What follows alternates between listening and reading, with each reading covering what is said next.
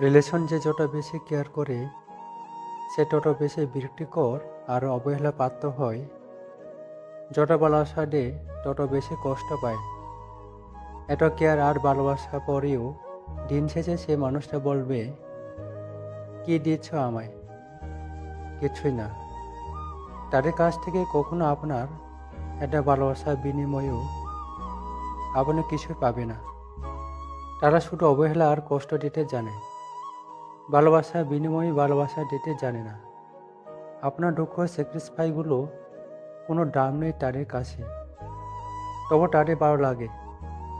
নিজের ভিতর কষ্ট পেয়ে পাথর হয়ে গেলেও তাদের ছাড়তে ইচ্ছা করে না।